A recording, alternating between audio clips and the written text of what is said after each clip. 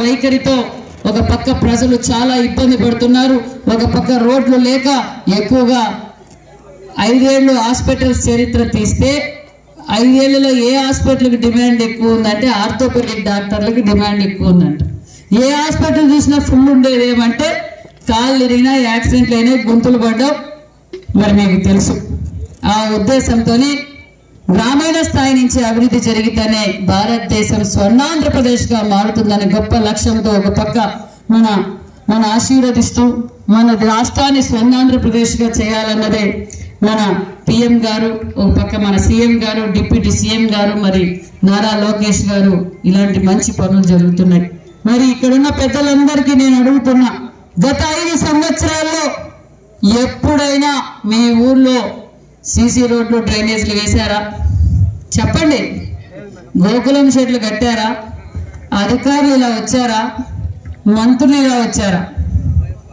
రాష్ట్ర వ్యాప్తంగా ఈరోజు ఒక పక్క ముఖ్యమంత్రి గారు పరిగెత్తున్నారు, డిప్యూటీ సీఎం గారు పరిగెత్తున్నారు, మంత్రులు పరిగెత్తున్నారు, అధికారులు పరిగెత్తుంది, అభివృద్ధి కూడా పరుగులు పెడుతున్న రాష్ట్రం ఏదంటే మన ఆంధ్రప్రదేశ్ అన్న విషయాన్ని కూడా మీకు తెలియజేస్తున్నాం. అంతేకాదు ఒక పక్క సెంట్రల్ నుంచి ఫండ్స్ వచ్చేది సర్పంచ్ నిధులు. మరి ఆ నిధులు మొన్న 5 ఏళ్ళు ఎక్కడ పోయినాయి?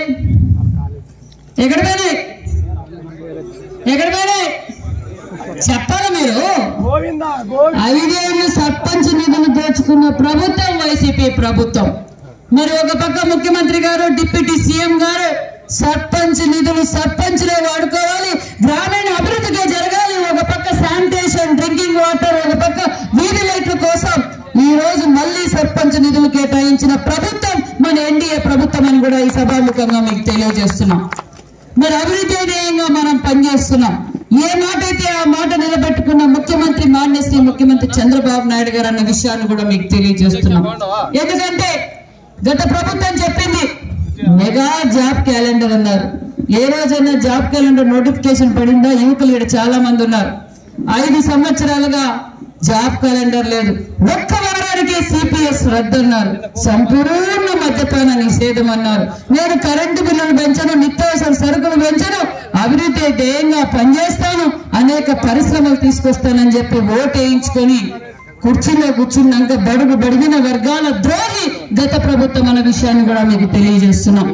మరి ఏదైతే మాట చెప్పామో ఆ మాట నిలబెట్టుకున్న ముఖ్యమంత్రి చంద్రబాబు నాయుడు గారు తొలి సంతకం మెగా డిఎస్సీ అన్నారు. తొలి సంతకం 16,387 పోస్టులకు నోటిఫికేషన్ ఇవ్వబోతున్నాం అన్న విషయాన్ని కూడా తెలియజేస్తున్నాం. మనం బీసీ వెల్ఫేర్ తరఫున కూడా 26 జిల్లాల్లోనూ డిఎస్సీ కోచింగ్ సెంటర్లు పెట్టాం. అదే విధంగా ఆన్లైన్ డిఎస్సీ కోచింగ్ సెంటర్ కూడా మనం ఇవ్వబోతున్నాం అన్న విషయాన్ని కూడా మీకు తెలియజేస్తున్నాం. మరి రాష్ట్రంలో భారతదేశ చరిత్రలో భారతదేశంలో ఏ రాష్ట్రంలోనూ ఇవ్వని విధంగా 1వ తారీఖునే ఎంత ఇస్తున్నారమ్మా పెన్షన్? 4,000. రాష్ట్రం అప్పుల్లో ఉంది. అయినా కూడా ఎప్పటికప్పుడు ముఖ్యమంత్రి గారు దాన్ని, ఎందుకంటే మాట చెప్పాం, ప్రజలు ఇబ్బంది పడకూడదు, ఏ మాట అయితే చెప్పామో ఆ మాట నిలబెట్టుకున్న ముఖ్యమంత్రి మాన్యశ్రీ చంద్రబాబు నాయుడు గారు 1వ తారీఖు ఆదివారం వస్తుందంటే 31వ తారీఖే పెన్షన్ ఇస్తున్న ఘనత మన ఎన్డీఏ ప్రభుత్వం అన్న విషయాన్ని మీకు తెలియజేస్తున్నాం. మరి అప్పుడు చెప్పారు వాలంటీర్లు బెదిరించారు. ఏం బెదిరించినారు? మేము వస్తే చంద్రబాబు నాయుడు వస్తే పెన్షన్ ఇవ్వలేడు అన్నారు. చంద్రబాబు నాయుడు గారు వచ్చిన తర్వాత ఏప్రిల్ 1వ తారీఖు నుంచే మాట చెప్పాం. ఆ మాట ప్రకారం 4,000 ఇంటి వద్దకే 1వ తారీఖు ఆదివారం వస్తే ముందు రోజే పెన్షన్ ఇచ్చిన ఘనత మాన్యశ్రీ ముఖ్యమంత్రి చంద్రబాబు నాయుడు గారు. 3,000 ఉన్న వికలాంగుల పెన్షన్ 6,000 ఇచ్చాం. 100% పెట్టిన పెన్షన్ 5,000 ఉన్నది 15,000 పెన్షన్ ఇచ్చిన ప్రభుత్వం ఎన్డీఏ ప్రభుత్వం అని సభాముఖంగా మీకు తెలియజేస్తున్నాం. మరి దీపం డాక్రా తెచ్చింది చంద్రబాబు నాయుడు గారు. డాక్రా తెచ్చిందే చంద్రబాబు నాయుడు గారు. మహిళా పక్షపాతం చెప్పాలి. అదే విధంగా ఆ రోజు దీపం 1 కింద మహిళలు ఇబ్బంది పడుతున్నారు కట్లతోనూ అని ఆ రోజు ఉచితంగా గ్యాస్ ఇచ్చిన ఘనత మాన్యశ్రీ ముఖ్యమంత్రి చంద్రబాబు నాయుడు గారు. ఏదైతే ఎన్నికల్లో మాట చెప్పామో ఆ మాట ప్రకారం ఉచిత సిలిండర్ ఇచ్చామా లేదా అని కూడా ఈ సభాముఖంగా మీకు తెలియజేస్తున్నాం. మరి ఇసుక గత ప్రభుత్వం నేను ఎప్పుడు కొండలు చూడలేదు, మామూలు కొండలు అయితే చూశాను, ఇసుక కొండలు చూడలేదు. నన్ను కర్నూలు ఇన్ఛార్జిగా వేశారు. పోతే కొండల కన్నా ఇసుక కొండలు ఎక్కువ ఉన్నాయి. ఏమయ్యా ఇసుక కొండలు ఉన్నాయంటే దోచుకొని దాచుకొని రాత్రి బెంగళూరు తోలుతారు మేడం వైసీపీ వాళ్ళు అని చెప్పారు. బంగారం ఇట్లా బంగారంగా దొరికేది గత ప్రభుత్వం, ఇసుక దొరికేది కాదు. ఎవరైనా చనిపోతే సమాధి కట్టడానికి ఒక ట్రాక్టర్ ఇసుక కావాలి. అప్పుడు ట్రాక్టర్ ఇసుక ఎంత తెలుసా? ఎంత చెప్పండి? 6,000 నుంచి 7,000. అది కూడా దొరికేది కష్టం. బయటికి పోతే 14,000 వస్తుంది, ఈడు పోతే 6,000 వస్తుంది. అన్ని బయట రాష్ట్రాలకు పోయేది. ఏదైతే మాట చెప్పామో ఆ మాట ప్రకారం ఉచిత ఇసుక ఇచ్చామా లేదా అన్న విషయాన్ని కూడా మీకు తెలియజేస్తున్నాం. మరికొన్ని పరిశ్రమలు ఈ రోజు ఇక్కడికి రాబోతున్నాయి. 20 లక్షల ఉద్యోగాలు నారా లోకేష్ గారు 20 లక్షల ఉద్యోగాలు ఇస్తామన్నా మరికొన్ని పరిశ్రమలు ఈ రోజు క్యూ పెట్టాయి. ఆ విజనరీ, ఆ బ్రాండ్ ఎవరంటే మనకి మాన్యశ్రీ ముఖ్యమంత్రి చంద్రబాబు నాయుడు గారు అనే విషయాన్ని కూడా మీకు తెలియజేస్తున్నాం. ఇలాగా అభివృద్ధి ధ్యేయంగా మనం పనిచేస్తున్నాం. మరి మన అందరూ ఇక్కడ సాధ్యమైనంత వరకు బడిగిన వర్గాలు ఎక్కువ ఉన్నారు. ఒక పక్క ట్రైబల్ వెల్ఫేర్ స్కూల్స్ అన్ని రెనోవేషన్స్ తయారవుతున్నాయి. గత 5 సంవత్సరాలుగా బీసీ వెల్ఫేర్ కావచ్చు, ట్రైబల్ వెల్ఫేర్ కావచ్చు, SC social welfare schools, residential schools పరిస్థితి బాగాలేదు. 5 ఏళ్ళుగా కొలాయి పోతే మన బిడ్డలందరూ హాస్టల్స్ లో చదువుకుంటూ అంటారు. కొలాయి పోయినా, లైట్లు పోయినా, ఫ్లోరింగ్ పోయినా, ఏం పోయినా ఎవరు దిక్కు దివాన్ లేడు, అడిగేవాళ్ళు లేడు, పట్టించుకునేవారు లేరు. మరి ఈ రోజు వెల్ఫేర్ డిపార్ట్మెంట్ రెసిడెన్షియల్ స్కూల్స్ అన్ని రెనోవేషన్ జరుగుతున్నాయి. ఇది ఒక మంచి ప్రభుత్వం అని చెప్పడానికి ఇది ఒక నిదర్శనం అని కూడా తెలియజేస్తున్నాం. అదే విధంగా జూనియర్ కాలేజీ పిల్లలకు మధ్యాహ్న బొక్క సీతక్క పేరు మీద భోజనం ఏర్పాటు కూడా చేశామన్న విషయాన్ని కూడా మీకు తెలియజేస్తున్నాం. మరి ఇంతే అభివృద్ధి ధ్యేయంగా మనం పనిచేస్తున్నాం. మరి మా సోదరి మనలు అనుకుంటున్నారు, అక్క ఉచిత బస్సు ఎప్పుడు అని. దగ్గరలోనే ఉచిత బస్సు కూడా మనం ఇవ్వబోతున్నాం. తల్లి వందనం కింద కూడా మనం ఇవ్వబోతున్నాం. రైతన్నులకు మా సోదరులు కూడా ఏమో అంత మేము మహిళల్లో చెప్తున్నాం, మా పరిస్థితి ఏంటనుకోవచ్చు. మీకు కూడా దగ్గరలోనే సెంట్రల్ గవర్నమెంట్ నుంచి 10,000 రూపాయలతో పాటు మనం ఇది కూడా ఇవ్వబోతున్నాం అన్న విషయాన్ని కూడా రైతన్న నేస్తం కింద కూడా మనం ఇవ్వబోతున్నామన్న విషయాన్ని కూడా మీకు తెలియజేస్తున్నాం. కాబట్టి అభివృద్ధి ధ్యేయంగా పనిచేస్తున్నాం. మరి కొంతమంది 11 మందికే ప్రజలు బుద్ధి చెప్పి పరిమితం చేశారు. ఇంకా అర్థం కాల. ఇంకా సూపర్ 6 పథకాలు ఎప్పుడు చేస్తారు, సూపర్ 6 పథకాలు ఎప్పుడు చేస్తారు అంటున్నారు. ఇవన్నీ అభివృద్ధి కాదా? వాళ్ళ చేసిన అప్పులు కట్టుకుంటూ ఒక పక్క సంపద సృష్టిస్తూ ఒక పక్క సంక్షేమ పథకాలు అందిస్తున్నారంటే ఆ విజనరీ చంద్రబాబు నాయుడు గారు కాబట్టి ఇవన్నీ చేయగలన్న విషయాన్ని మీకు తెలియజేస్తున్నాం. వీళ్ళకి ఎప్పుడు జీతాలు వస్తున్నాయి సార్? 1వ తారీఖు జీతాలు వస్తున్నాయి. ఎప్పటి నుంచి వస్తున్నాయి మీకు జీతాలు?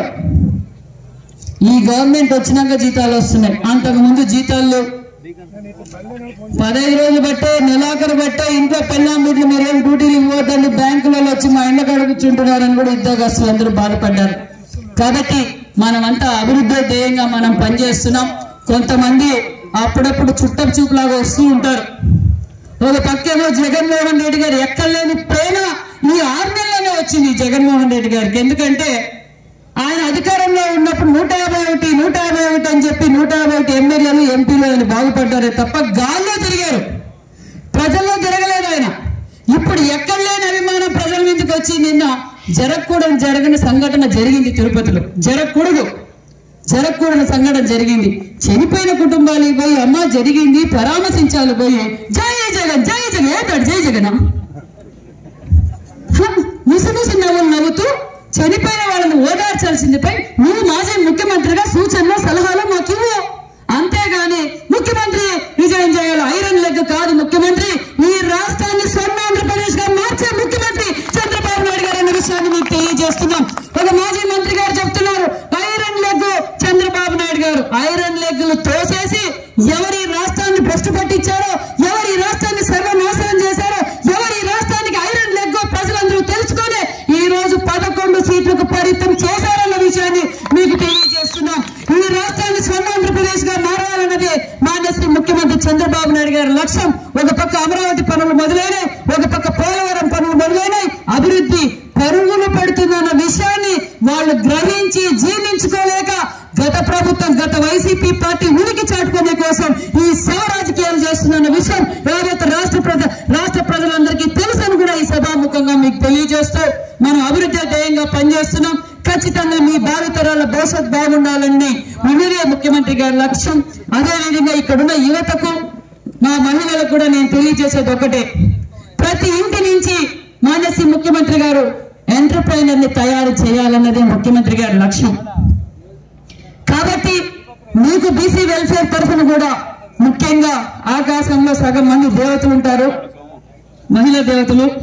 మరి భూమి మంది కూడా మనం కూడా ఓటర్లు సగం మంది ఉన్నాం. అదేవిధంగా రాష్ట్రంలో సగం మంది మహిళలున్న ఓట్ బ్యాంకుకు ఈ సంవత్సరమే 85,000 మందికి మనం ఉచిత టైలరింగ్ శిక్షణ ఇస్తూ, ఫ్యాషన్ డిజైన్ ఇస్తూ, ఉచిత కుట్టు మిషన్ కూడా ఇవ్వబోతున్నామన్న విషయాన్ని కూడా మీకు తెలియజేస్తున్నాం. అంటే ఎవరి కాళ్ళ మీద వాళ్ళు నిలబడాలి అన్నదే ముఖ్యమంత్రి గారి లక్ష్యం. అదేవిధంగా యువత ఎవరైనా మీరు వ్యాపార పరంగా రావాలన్నది, ప్రతి ఇంటి నుంచి ఒక వ్యాపారవేత్త తయారు చేయాలన్నదే ముఖ్యమంత్రి గారి లక్ష్యం. మరి మీరు మీ స్కిల్స్, మీరు ఒకవేళ కోల్డ్ ఫారం పెట్టుకోవాలా, డైరీ ఫారం పెట్టుకోవాలా, కార్పెంటర్ షాప్ పెట్టుకోవాలా, మీకు ఏ విధంగా అయితే మేము సహాయం చేయగలము, మీ స్కిల్స్ ని స్కిల్ ట్రైనింగ్ సెంటర్ కూడా మేము దగ్గరలో పెట్టబోతున్నాం. దాని ద్వారా మీ స్కిల్స్ తీసుకొని లోన్లు 50% బ్యాంక్ లోను, 50% సబ్సిడీ, 5 లక్షల పైన అయితే 10% బెనిఫిషియరీ, 10%, 40% సబ్సిడీ, 50% లోన్లు కూడా ఇవ్వబోతున్నాం. కాబట్టి మీరందరూ దీన్ని ఉపయోగించుకోవాలి. మరికొన్ని గోకులం షెడ్లు, నిజంగా చాలా డిమాండ్ ఉంది గోకులం షెడ్లకి. ఖచ్చితంగా ప్రతి ఒక్కరికి అవసరమైనది ఇది. ఖచ్చితంగా మరి ఎన్ని అవసరం ఉన్నాయోనని కన్వీనర్ గారితో, ఎంపీటీ గారితో పరిశీలించి ఎన్ని అవైలబిలిటీ ఉంటే అన్ని అవైలబిలిటీ పెంచుతామని కూడా ఈ సభాముఖంగా మీకు అందరికీ తెలియజేస్తూ, ఇది మంచి ప్రభుత్వం కాబట్టి ఇక్కడ ఉన్న నాయకులు, ప్రజలు, మహిళలు అందరూ చర్చ జరగాలి. గత ప్రభుత్వం ఏం చేసింది, 7 నెలల్లోనే మన ఎన్డీఏ ప్రభుత్వం ఏం చేసిందన్న విషయాన్ని కూడా మీకు తెలియజేస్తున్నాం. అదేవిధంగా మన ప్రియతమ నేత, మన ప్రధానమంత్రి గారు మొన్న ఆంధ్రప్రదేశ్కి వచ్చినప్పుడు కూడా మనకు స్వర్ణాంధ్రప్రదేశ్ గా మార్చడానికి నేను సంపూర్ణ సహకారం అందిస్తానన్నందుకు కూడా నరేంద్ర మోడీ గారికి ఈ వేదిక ద్వారా కూడా ప్రత్యేకమైన ధన్యవాదాలు కూడా తెలియజేస్తున్నాం. కాబట్టి ఒక పక్క నరేంద్ర మోడీ గారు, ఒక పక్క చంద్రబాబు నాయుడు గారు, ఒక పక్క పవన్ కళ్యాణ్ గారు, ఒక పక్క నారా లోకేష్ గారు, అభివృద్ధి 4 దిక్కులుగా అభివృద్ధి జరుగుతుంది. కాబట్టి మనం అందరం ఏదైతే ఆశించారో ఆ విధంగా మనం అందరం అభివృద్ధి ధ్యేయంగా పనిచేసుకుందామని కూడా ఈ సభాముఖంగా తెలియజేస్తూ, మరి అధికారులు, ఈ కార్యక్రమాన్ని సహకరించిన అధికారులకు మరింత బాధ్యత అధికారులకు కూడా పెరగాలి. ఎందుకంటే ఇక్కడ అంతా బడుగు బడిగిన వర్గాలే. కాబట్టి మీ దగ్గరకు వచ్చినప్పుడు కూడా వెంటనే మీరు పనులు చేసి పెట్టి బేజారు చేసుకోకుండా నాయకులకు, కార్యకర్తలకు, ప్రజలకు కూడా ఇబ్బంది పెట్టకుండా తొందరగానే పనులు చేసి పెట్టాలని కూడా ఈ సభాముఖంగా మీకు అందరికీ తెలియజేసుకుంటూ, జై హింద్, జై భారత్.